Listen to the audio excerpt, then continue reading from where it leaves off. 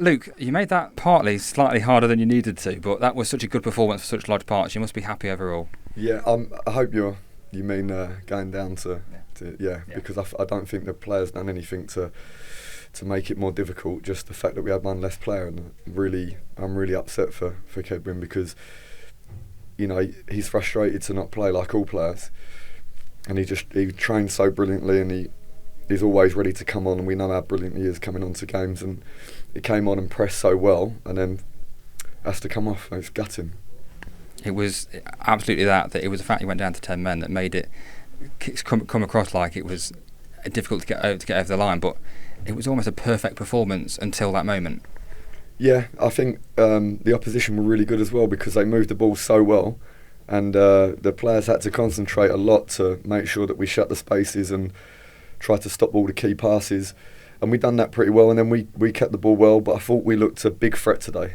That was the most pleasing thing, was that we were able to control the game but still have a lot of box entries. And I think even with 10 men, I think at the end there we had a number of opportunities to go and score ourselves, and like I said, against a decent team as well. David McGoldrick got man of the match. In truth, it could have gone to absolutely anybody. To a man, everybody was just brilliant, weren't they? Yeah, I think they were. I think that the group have grown up a lot. I really do. I do mean that, and I think I've probably never witnessed that with a group to that level. I think that they have they're taking their work more seriously than ever before, and it showed on the pitch today. And if we can maintain that level, I think we can look forward to a decent season and play a lot of good football. But that's the challenge now, is to maintain that level of focus and concentration. If the performance levels were that high, how would you have felt if you hadn't managed to get over the line in the end? Pretty much the same as I do now. In all honesty, of course, it's impossible to be the same feeling when you didn't win the game. But there's not winning a game, and there's not winning a game. And today, if we hadn't managed to get over the line with a victory, I would take a lot of pleasure from so much of the performance, and I would feel that we would have a chance to win games if we continue to perform like that. And even better, we won. A moment that stuck out for me was 98 minutes on the clock and Macaulay Langstaff pressing the goalkeeper and forcing him to play a ball out of play. That just sums your team up, doesn't it? Yeah, and it sums up the team and Macca, and I don't think Macca feels pain or anything like that. I think he's wired up wrong, so we're really fortunate. But yeah, what a great example of the group, because I think they played some lovely football at times, but I think people are learning more and more that we're not built on that. We're built on what you saw at the death. One less player, Macca's still tearing out to force a mistake, and that's really what we're built on. What happened with Kedwin Scott then? 'Cause obviously he had to go off, which was very sad. It looked like it might have been his right knee. Yeah, he felt something in the knee, and then again another guy that tried to play on. It must have been in agony, and so now we have to wait for everything to settle down to some extent before we can try and examine what is going on inside there.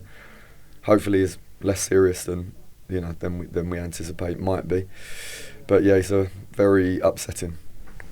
I promise I won't bring up the Sutton game at all again, but apart from now, yes.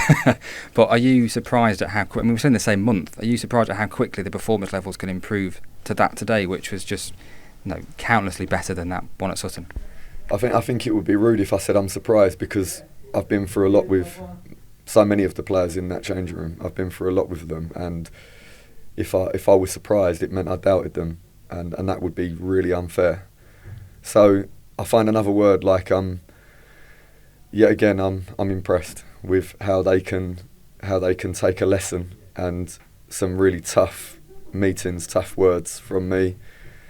I hope that they know everything that I say comes from us trying to make us better, and never personal. But it's still tough, and that's the role.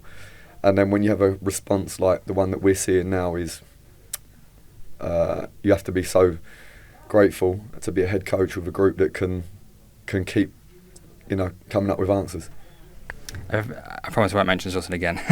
A very quick word on Conor Rawlinson. He's been a little bit in and out of the team, he'd probably say, but ends up being the match winner today.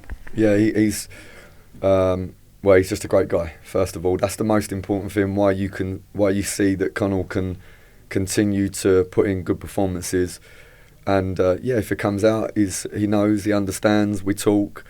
Many players come in and out the team, as you know. I don't think Sam Austin done anything in a Doncaster game so bad that he couldn't start, and I think the week before Aaron didn't do anything so bad he can't start. So there's a lot of times the guys come in and out, but we try to communicate a lot, and Connell's no different. He knows sometimes if I feel like he look a bit tired, or maybe his confidence doesn't look in the top, then he comes out, we train, we talk, and then he goes again, plays brilliantly, scores a goal.